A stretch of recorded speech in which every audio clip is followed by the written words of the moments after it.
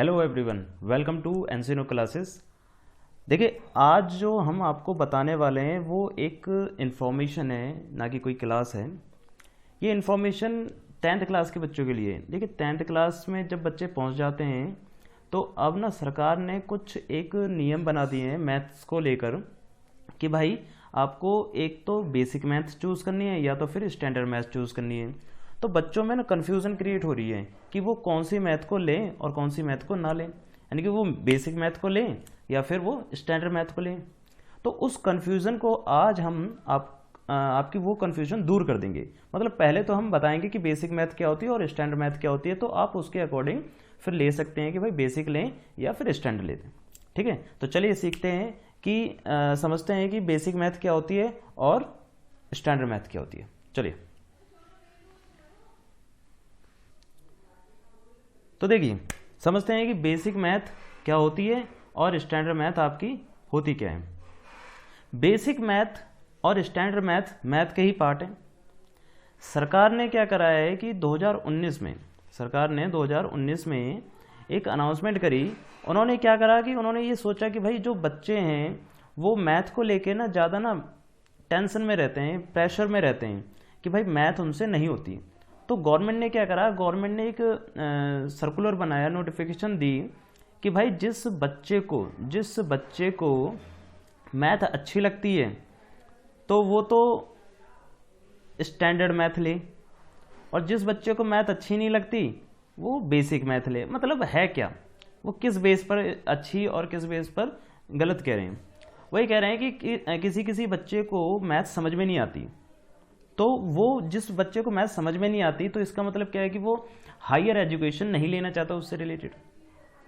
मतलब आगे जाकर 12th के बाद या 10th के बाद वो बच्चा मैथ को नहीं लेना चाहता। तो सरकार ने कहा कि मैथ को नहीं लेना चाहता तो आप क्या लो, बेसिक मैथ लो। बेसिक मैथ से होगा क्या कि जो आपका 10th का एग्ज़ाम आएगा, जो आपका 10th का पेपर आएगा, एग्ज़ाम होगा, उसमें आपके जो क्वेश्चंस होंगे वो होंगे इजी क्वेश्चन होंगे।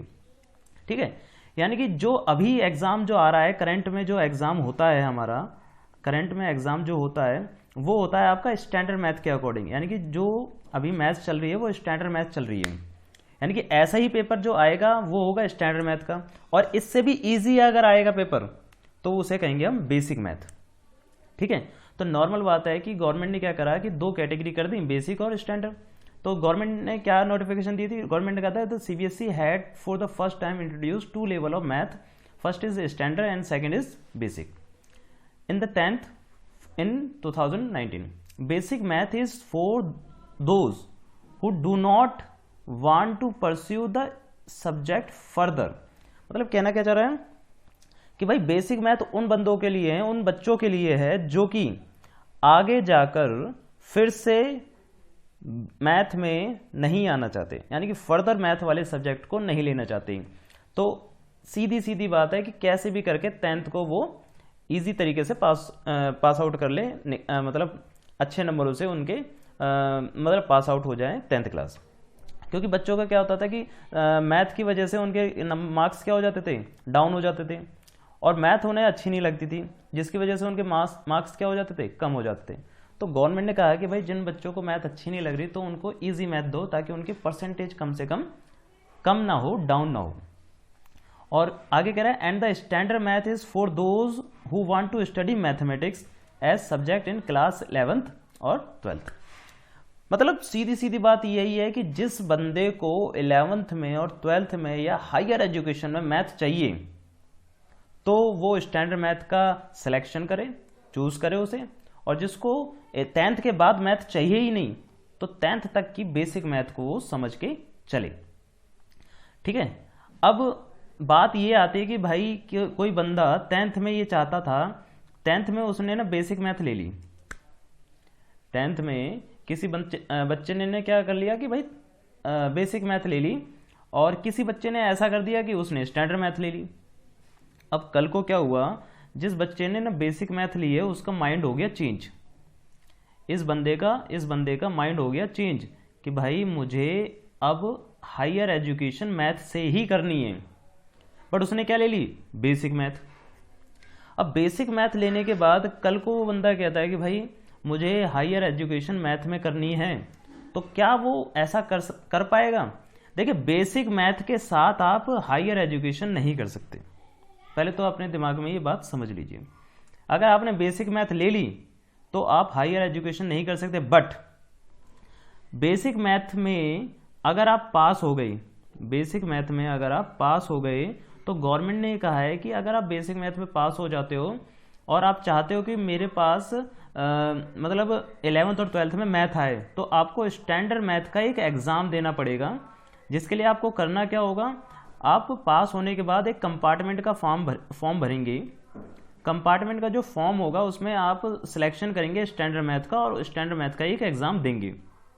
और अगर आप स्टैंडर्ड मैथ में पास हो जाते हो तो आपको 11th 12th में भी मैथ मिल जाएगी। मतलब सीधा सीधा कंसेप्ट है कि बेसिक मैथ वाला बंदा पास हो जाए और फिर पास होने के बाद एक कंपार्टमेंट का फॉर्म भरे कि भाई मुझे स्टैंडर्ड मैथ चाहिए, तो वो स्टैंडर्ड मैथ उसे भी मिल जाएगी।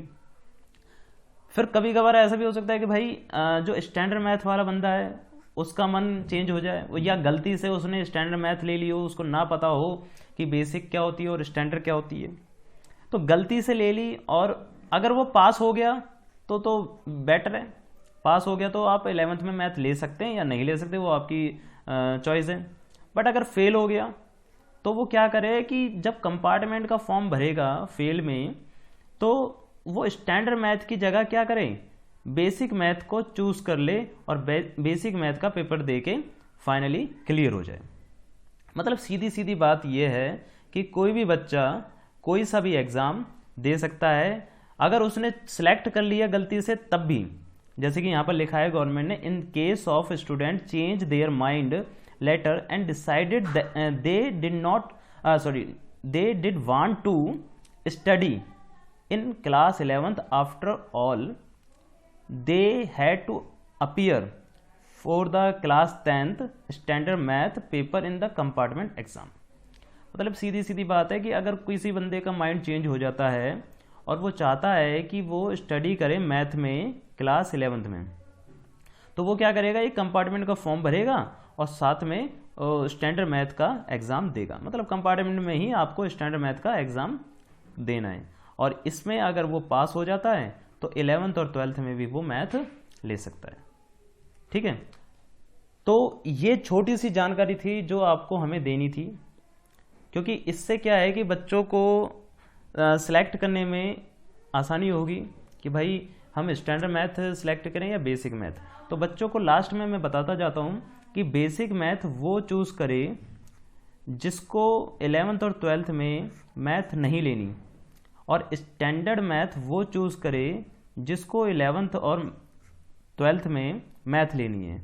और स्टैंडर्ड मैथ का जो एग्ज़ाम है, स्टैंडर्ड मैथ का लेवल नहीं बढ़ाया सरकार ने, स्टैंडर्ड मैथ का लेवल वही है जो करंट एग्ज़ाम आपका होता है, वैसा ही एग्ज़ाम होगा, उसको कहेंगे हम स्टैंडर्ड मैथ।